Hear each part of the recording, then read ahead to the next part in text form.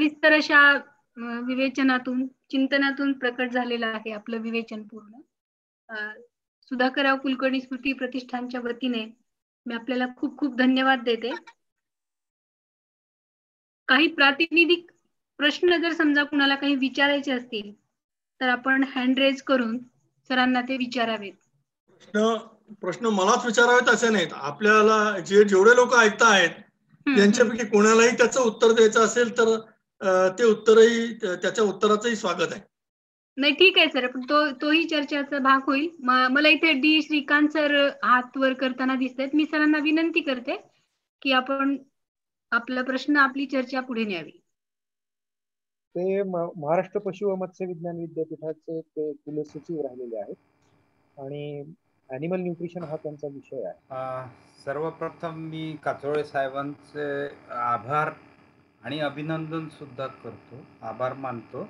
अतिशय सुंदर विवेचन, अतिशय अभ्यासपूर्ण मूळ मुद्द्याला हात घालून की आपल्याला ह्या शैक्षणिक नवीन धोरणातून काय मिळणार। आता माझा थोडासा यात एक नुकतंच वाचलं होतं मी, ते आपल्याला कुठला मी सल्ला किंवा हे देत नाही आहे, पण आपला विचार जाणू इच्छितो की मी मध्यंतरी वाचलं होतं की आजकाल बरेचसे जे म्हणजे आर्थिकदृष्ट्या संपन्न किंवा चांगले लोक आहेत, त्या काही घरातली मुलं ते शाळेत पाठवत नाहीत, ते त्याला पूर्ण फ्रीडम देतात की तुला काय शिकायचं, वाचायचं वाच, टी व्ही बघायचा टी व्ही बघ, तुला काही प्रयोग करायचा करून बघ, आणि त्याला आईबाबा मदत करतात, जरी दोघंही नोकरीवर किंवा त्यासाठी थोडा वेळही द्यावा लागतो। आणि फक्त नंतर शेवटी मग काय करणार बाबा, हे जर असाच तो शिकत गेला हरकत नाही, पण शेवटी मग ते आपल्या ओपन युनिव्हर्सिटीच्या परीक्षा देतात ते मुलं आणि तशी एक डिग्री घेतात। तर याबद्दल आपला काय अनुभव किंवा काही विचार असल्यास आम्हाला ऐकायला आवडेल। हे काही धन्यवाद सर, हे काही नवीन नाही। लातूर मधलंच एक उदाहरण आहे। जुने एक समाजवादी कार्यकर्ते होते, मला वाटतं रंगा नाव होतं का, मला नाव आठवत नाही। त्यांची दोन्ही मुलं म्हणजे साधारणपणे 70-80च्या सुमाराला दोन्ही मुलं घरूनच शिकले आणि ते घरातच ते यांत्रिकी रंगा राचुरे नाही, त्यांनी घरामध्येच रेफ्रिजरेशनचे युनिट्स ते बनवायचे, कोल्ड फ्रीजर्स, रेफ्रिजरेशन युनिट, स्टोरेजची व्यवस्था, आणि त्यांची मुलं त्यांच्या हाताखाली शिकूनच मोठी झाली आणि त्यांनी आपले व्यवसाय सांभाळले। भारतामध्ये कुटुंबांचे व्यवसाय सांभाळणारी जी काही लोक आहेत ते शाळांवर फारसे निर्भर करत नाहीत, अवलंबून नाहीत। किंबहुना आजकाल डॉक्टर्स आणि इंजिनियर्स सुद्धा नॉमिनल त्या मेडिकल कॉलेजला ऍडमिशन घेतात आणि आपल्या मुलाला म्हणतात की माझी पेढी तू चालव, माझी प्रॅक्टिसचा जम बसलेला आहे, ही प्रॅक्टिस तू कंटिन्यू कर। आणि मग आपल्या मुलाला, मी जर का सर्जन असेल तर माझ्या मुलाला सर्जरीचं स्पेशलायझेशन मिळालं पाहिजे, याच्याकरता काही कोटीमध्ये मग मी खर्च करायला तयार असतो। मग ते युक्रेनमध्ये मिळो, रशियात मिळो, का चायना मध्ये मिळो, फिलिपाईन्स मध्ये मिळो, कुठेही शिक्षण मिळालं तरी चालेल, परंतु मला गादी चालवायची आहे। त्यामुळं लोक आपल्या आयुष्यात निर्णय करण्याकरता, मार्ग काढण्याकरता काय स्वीकारतात हा त्यांचा भाग आहे। पण दुसरा भागही महत्वाचा आहे की लोकांना आता शाळांपेक्षाही आपण स्वतः आपल्या मुलावर मेहनत घेतली पाहिजे अशी एक कल्पना रूढते। काही लोकांना शक्य होतं, काही लोकांनी इच्छा असूनही शक्य होणार नाहीये। म्हणूनच मग जनरल व्यवस्था काय असतात, उदाहरणार्थ जोपर्यंत पोळ्या करणं सगळ्यांना शक्य आहे पण पोळी करण्याच्या कामातून स्त्रीची मुक्तता होणार नाही, तोपर्यंत प्रत्येक स्त्रीच्या आयुष्यातला रोजचा 1 तास वाचणार नाहीये। कारण तो असाच 1 तास आम्ही पाणी पिण्याच्या व्यवस्थेतून वाचवलेला आहे, असाच 1 तास जात्याच्या ऐवजी गिरणी निर्माण करून वाचवलेला आहे। स्त्रियांना स्वातंत्र्य या अशा पद्धतीचे त्यांची मुक्ती मिळाली, त्यांना पाणी आणण्याच्या कामातून मुक्ती मिळाली, पीठ दळण्याच्या कामातून मुक्ती मिळाली, त्याच्यातून त्यांचे श्रम कमी कमी होत गेलेले आहेत आणि त्यातून स्त्रिया मुक्त होत गेलेल्या आहेत. तसंच पोळी करण्याचं यंत्र यावं लागेल, त्यातून मुक्ती व्हावी. असे नवे वेगवेगळे उद्योग जेव्हा सुरू होतात त्यावेळेला एकाच उद्योगावरचं ओझं कमी होतं. शाळेला पूरक अशा शेकडो गोष्टी तयार होणार आहेत आणि तयार होत आहेत. मग शाळांच्या वरचं ओझं कमी होईल, दबाव कमी होईल. आणि आता जे आहे ना की जे काही आहे ते अपेक्षा शाळेकडूनच करायची, हेही बरोबर नाही. जिथे पर्यायी निर्माण होण्याची शक्यता आहे तिथे निर्माण झालेच पाहिजे. जे पर्यायी व्यवस्थांमध्ये त्याचा भार उचलू शकतात त्यांनी उचलला पाहिजे. आणि जे पर्यायी व्यवस्था, दुसरी आणखी महत्वाची गोष्ट आहे की नवे प्रयोग कुठे होतात? सरकारी व्यवस्थेमध्ये नवे प्रयोग होत नसतात. नवे प्रयोग हे असेच ज्यांना अडचणी आहेत आणि अडचणीवर मात करायची आहे असे लोक नवे प्रयोग करून त्याच्यावर मात करतात आणि मग हा प्रयोग व्यवस्थेमध्ये शिरतो. व्यवस्थेमध्ये हे नवे प्रयोग आल्याखेरीज व्यवस्था सुधारत नाही. म्हणजे उदाहरणार्थ पूर्वी एक गाडी होती की ज्याला हाताने गिअर टाकायचे, अँबॅसेडर मध्ये ती सोय होती, हाताने गिअर. त्या हाताने गिअर कुठं आली व्यवस्था? बायकांना स्कर्ट घालून पायाचे क्लच प्लेट आणि गिअर, खालचे गिअर बदलणं शक्य होत नाही, म्हणून युरोपामध्ये पहिल्यांदा हाताने गिअर बदलायच्या गाड्या आल्या.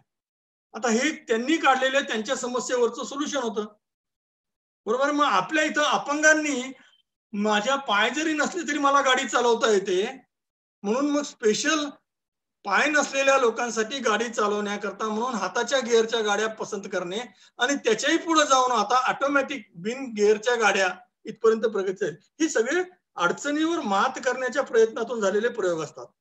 शिक्षण व्यवस्था याच्यामध्ये संचित प्रयोग, संचित समस्यांचं गाठोडं एवढं मोठं आहे की पुढचे 25-50 वर्ष जितके प्रयोग जगात होतील हे सगळे प्रयोग वापरण्याची संधी लोकांना मिळाली पाहिजे आणि हे संधी वापरता वापरता याच्यातल्या समस्या दूर होतील अशी खुली व्यवस्था शिक्षणामध्ये आली पाहिजे, तरच याच्या समस्यांचं ओझं कमी होईल, समस्या कमी होतील.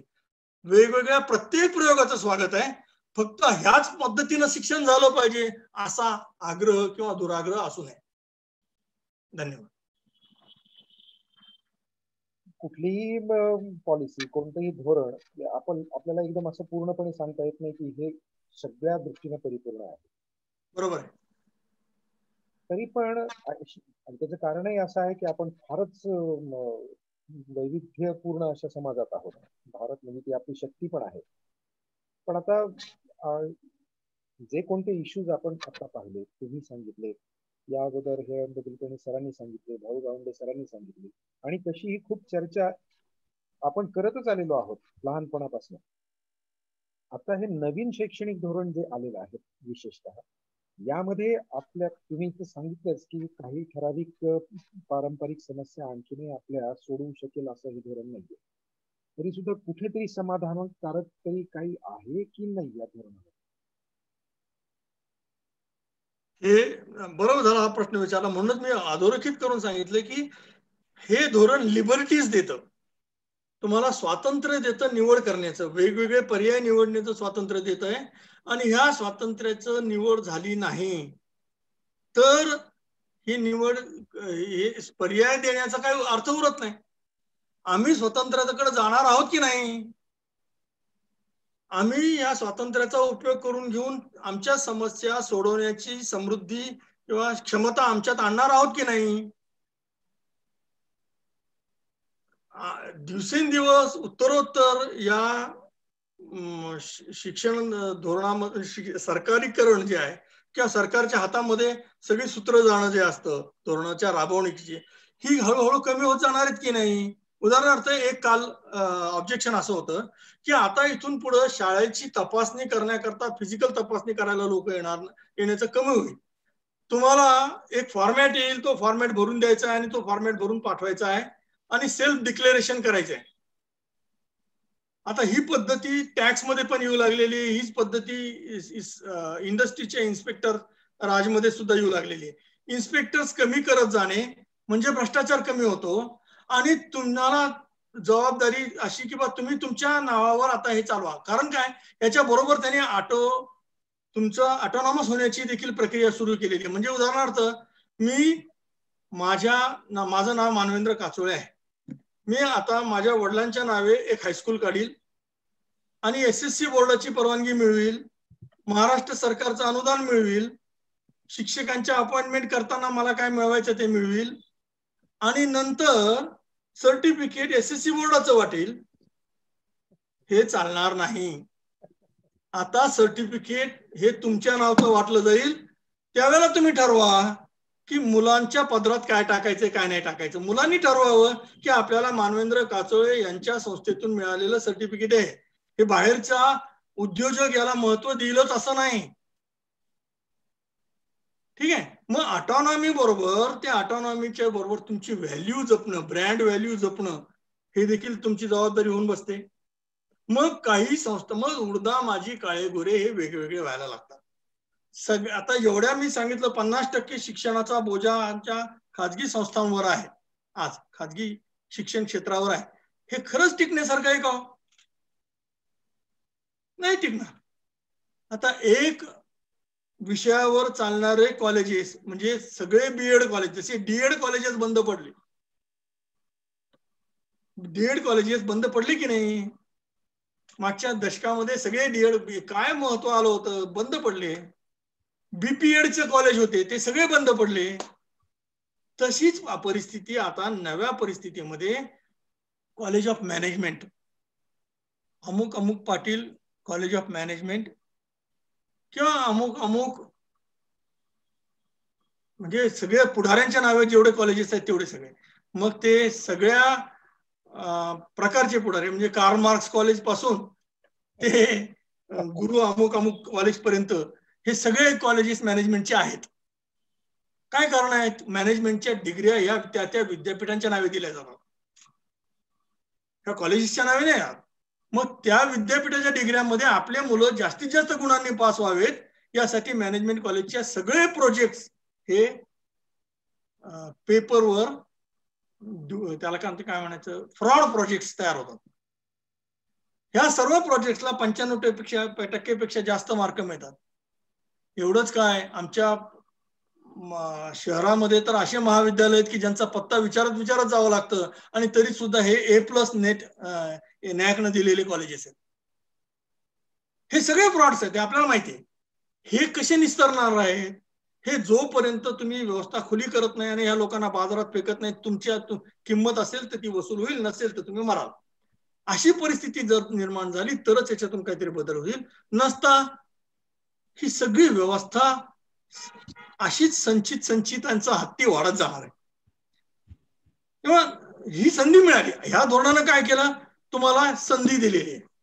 प्रत्येक धोरण हे आतापर्यंत अशा कुठल्या ना कुठल्या पद्धतीनं जास्तीत जास्त सगळ्यात कडक धोरण कोठारी कमिशनचं होतं. त्यानंतर धोरणांची लिबरल व्हॅल्यू ही वाढत गेलेली आहे, जास्तीत जास्त लिबरल होत गेलेली आहेत. परंतु त्याचा आम्ही उपयोग करून घेतला नाही, गैरफायदा करणाऱ्यांनी करून घेतला.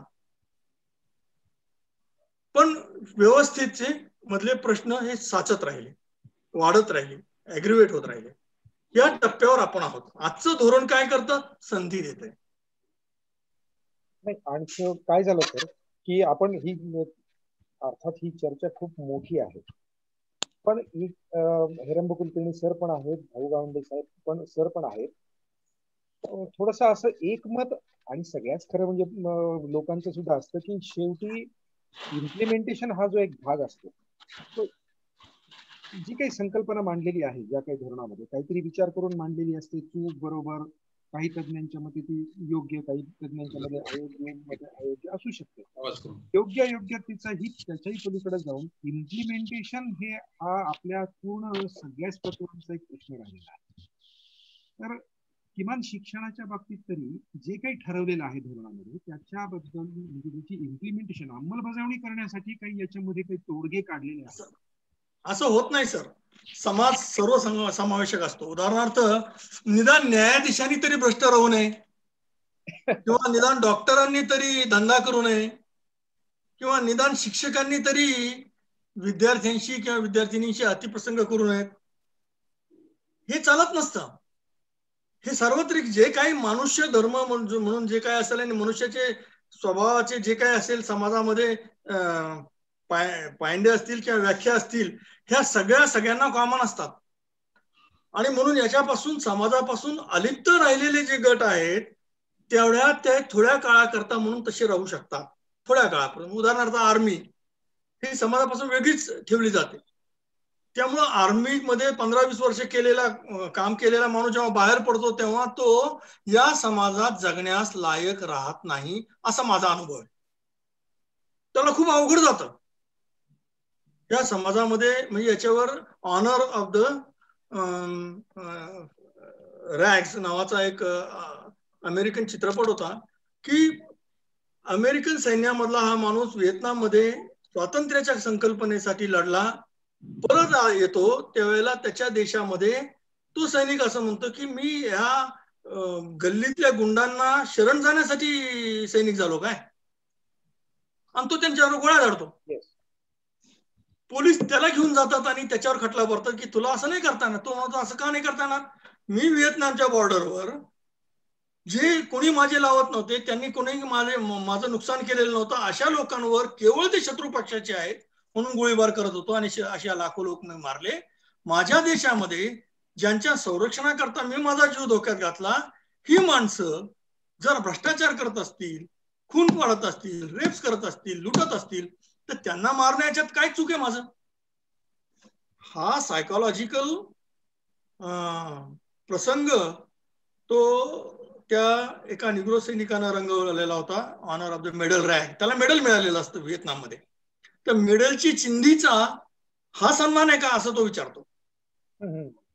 तर तेव्हा आपण आयसोलेटेड राहिल्याखेरीज समाजाच्या या सगळ्या प्रवाहापासून वेगळे नाही राहू शकत, आणि आयसोलेट राहता येणार नाही तुम्हाला, किती काळ राहणार. म्हणजे आता असा प्रश्न आहे की बा करोना हा फक्त आंतरराष्ट्रीय प्रवास करणाऱ्यांनाच होता असं नाही, तर कन्नड तालुक्यातल्या 200 लोक वस्तीच्या गावातल्या एका माणसालाही तो झाला आहे, कारण तो दूध घालायला शहरात येतो. तेव्हा करोना त्याच्यापर्यंत पोहोचला, त्याचा अर्थ जगातल्या सगळ्या प्रवृत्ती चांगल्या वाईट त्याच्यापर्यंत पोहोचू शकतात. हो बरोबर आहे. अशी ही आपल्याकडे प्रहार नावाच्या सिनेमामध्ये सुद्धा ही गोष्ट सांगितलेली आहे. हो बरोबर. प्रश्न मला शेवटी फक्त तिथे यायचंय, अजून धनंजय कुलकर्णींचा प्रश्न आहे पुढे, पण एकच शेवटी असं विचारायचं मला त्यात आणखीन पुढे पॉईंट असं होतं की हे दोष आपल्या अंमलबजावणीतले माहीत आहेत, सगळ्या राज्यकर्त्यांना माहित आहेत, समाज धोरणांना माहित आहेत, फार काही शिक्षण तज्ञांना सुद्धा माहित आहेत की अंमलबजावणीतले दोष आहेत. याच्यातले काही सूत्र काही दोष की आता जसं तुम्ही म्हणालात की पुढे अशी परिस्थिती येईल, अशी एक पद्धत येईल की शाळा तपासणी प्रत्यक्ष जाऊन करण्याची गरज नाही पडणार, फॉर्म्स वरतीच आपल्याला सॅटेलाइट्स येतील, ड्रोन येतील, तपासतील, काय काळजी करू नका.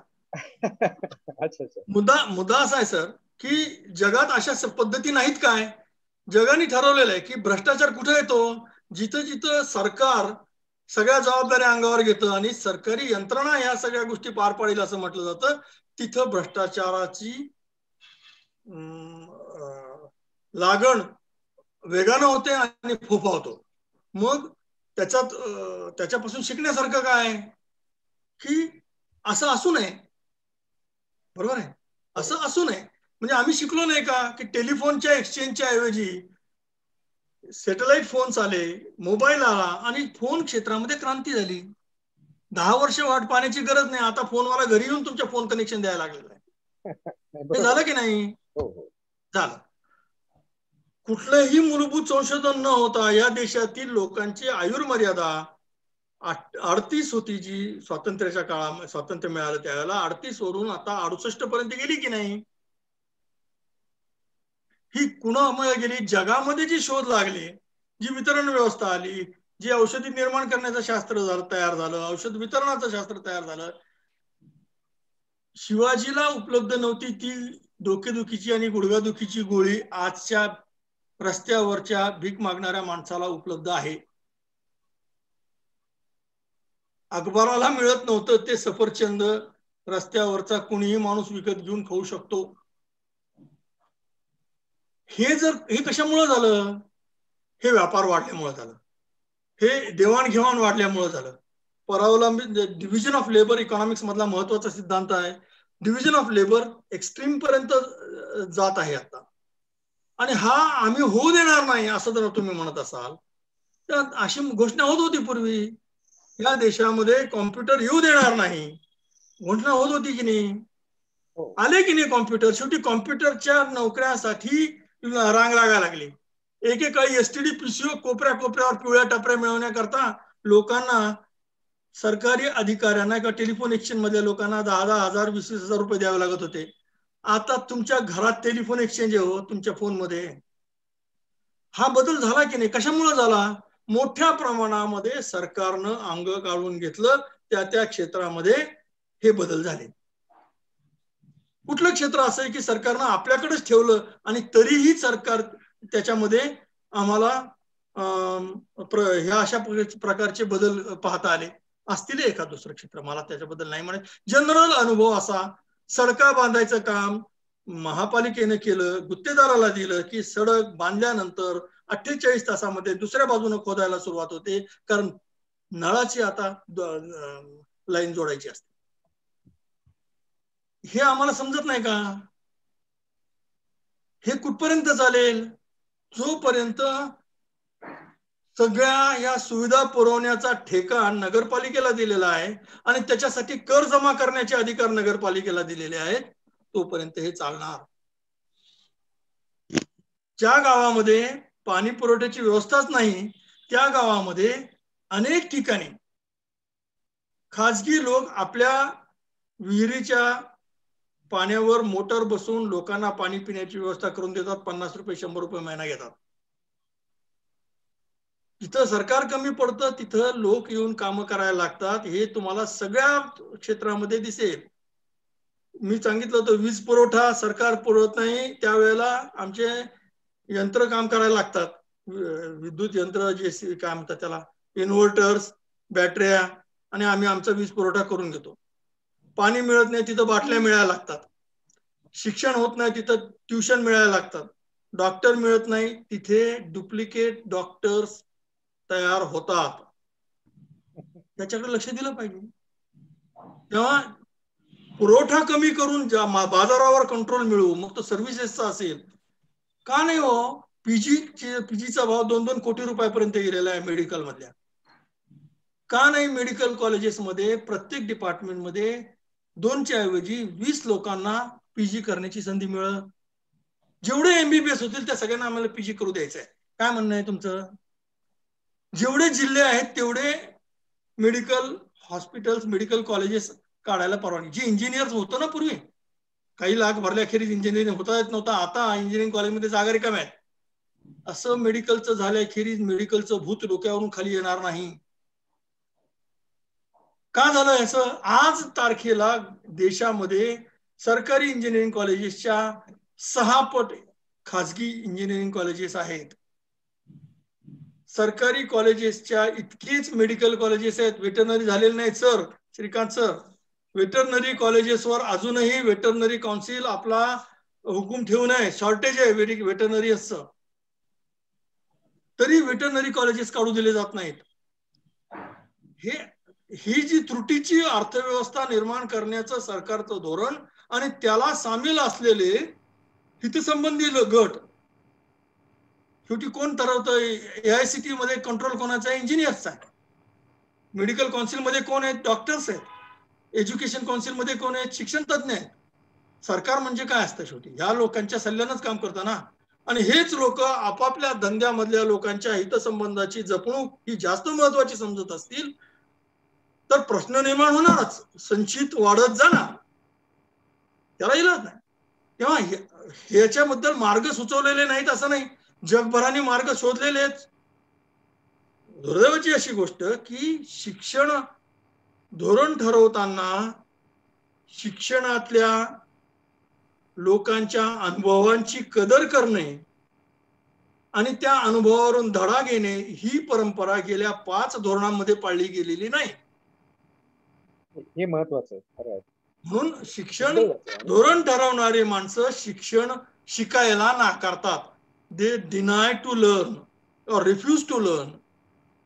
मग पॉलिसी मेकिंग हा सुद्धा एक प्रोसेस आहे. We have to learn policy making in any field.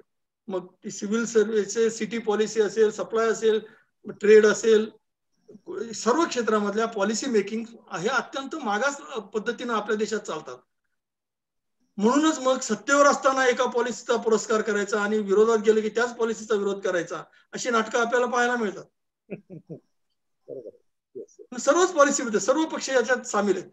म्हणजे कोणताही एक पक्ष धरावा सोडावा अशी त्यातली गोष्ट नाहीये. धनंजय कुलकर्णी सर. हा, एक मिनिट. हा, बोला सर. नमस्कार. खूप छान आणि अभ्यासपूर्ण असे 2 तास आपलं मार्गदर्शन मिळालं. 2 तास झाले का? हो, सॉरी, फारच मी वेळ घेतला आपला सर. आपले नाही हे वेळ कारणी लागला आमचा वेळ. आणि खूप अभ्यासपूर्ण असं विवेचन ऐकायला मिळालं सर. मला एक विचारायचं आहे सर, की नवीन शैक्षणिक धोरणामध्ये शैक्षणिक संकुल अशी एक संकल्पना आहे.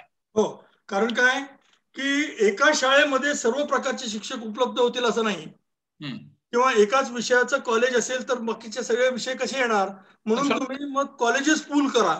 मला अशी शंका वाटते सर. मला शिक्षक फिरत राहतील किंवा तिथले रिसोर्सेस, कमी रिसोर्सेस वाटून घ्या. मी तुम्हाला रिसायकलचा पहिला मुद्दा दाखवला नाही.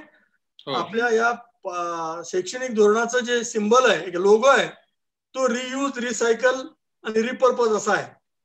असं ते लोगोवरून तरी असं वाटतं. आमची आहे ही साधनच आम्हाला फिरवायची आहेत, वापरायची आहेत. सगळं त्याचा वापर पुरेपूर कसा करून घ्यायचा हे याचं एक प्रमुख सूत्र आहे असं मला दिसतं.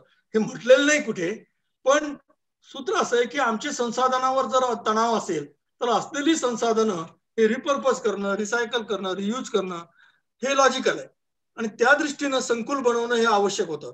आणि त्याचं कारण असं आहे की समजा आमच्या इथे औरंगाबादला देवगिरी शिक्षण संस्था आहे किंवा मौलाना आझाद शिक्षण संस्था आहे, यांची वेगवेगळ्या विषयाची 8-8, 10-10 कॉलेज आहे. मिलिंदचं सुद्धा एक बाबासाहेबांचं एक कॅम्पस आहे त्यांनी स्थापलेलं. अशा अनेक कॅम्पसेसच्या संस्था आहेत की ज्यांच्या एकापेक्षा जास्त विषयातली महाविद्यालय आहेत.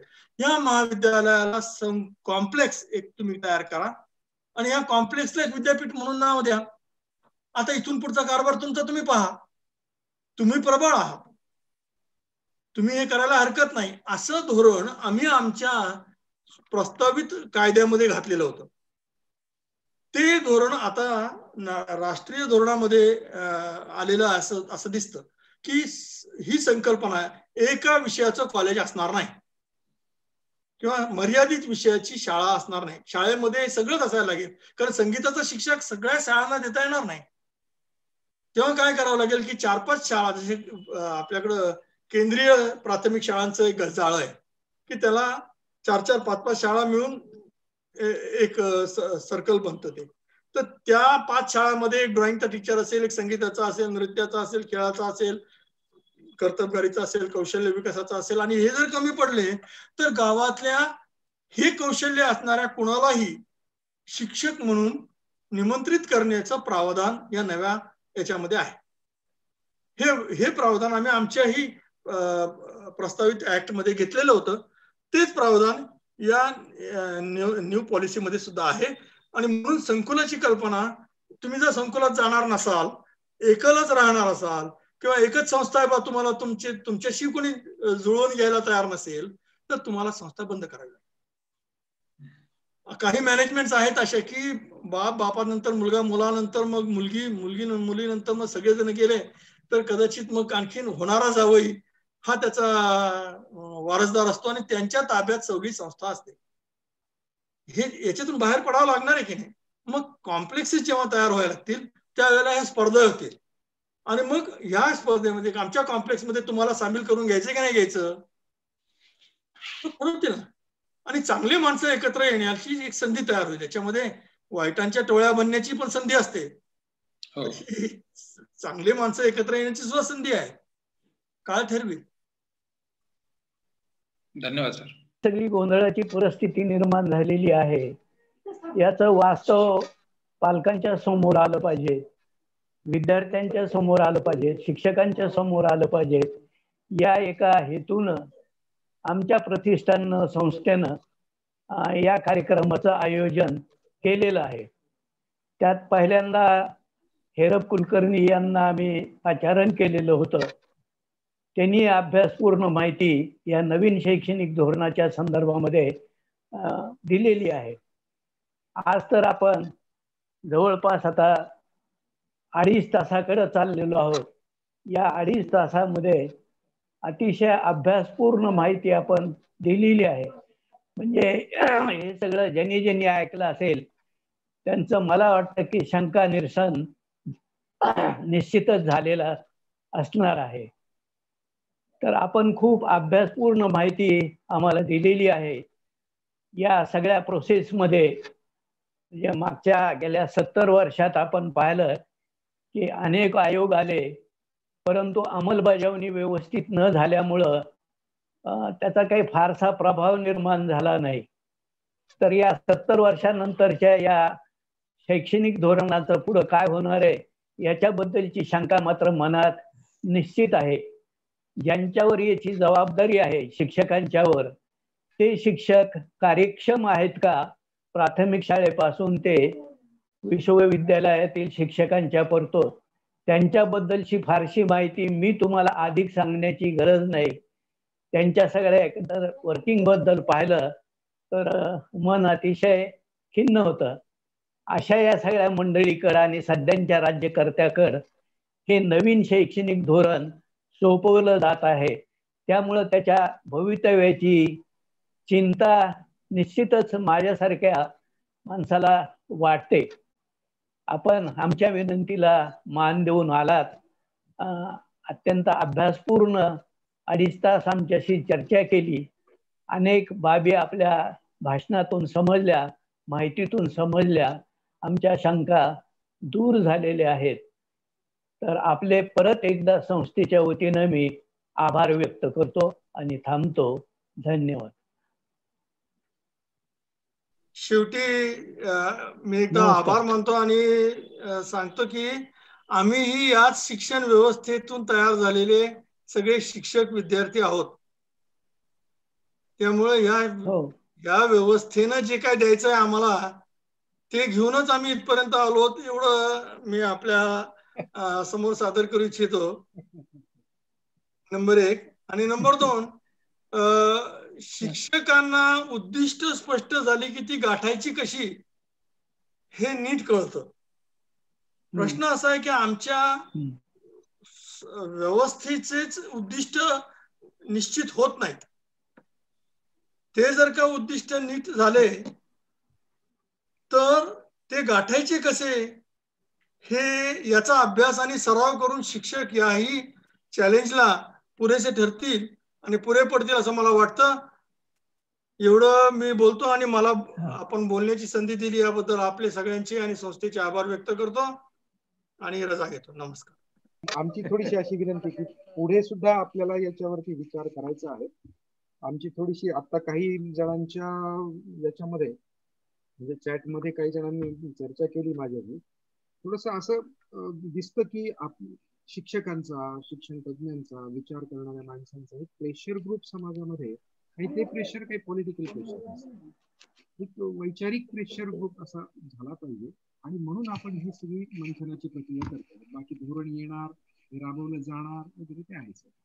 त्यामुळं आमची अशी विनंती राहील तुम्हाला सर की पुढच्या सुद्धा अशा कार्यक्रमाला आपण या. सगळ्यांचं आदान प्रदान झालं तर आपण काही करू शकू. मुळात संस्थेचा उद्देशच हा आहे की शिक्षकांना अधिकाधिक आत्मविश्वास द्यायचा. त्यातही आता तुम्ही म्हणालात तसं ग्रामीण आणि शहरी फारसं काही राहिलेलं जरी नसलं तरी कुठेतरी एक रेषा असतेच असते. जास्तीत जास्त आत्मविश्वास आपल्याला विद्यार्थ्यांना आणि शिक्षकांना त्यांच्यासोबत अर्थात पालकांना द्यायचा आहे. म्हणून ही एक चळवळ आम्ही थोडीशी आमच्या शक्तीनुसार राबवतो आहोत. आपण सहभागी झालात, असेच सहभागी होत राहा अशी विनंती करतो. आणि सर्वांचे आभार मानून, उपस्थितांचे आभार मानून कार्यक्रम संपला असं मी त्यांच्या परवानगीने जाहीर केलं.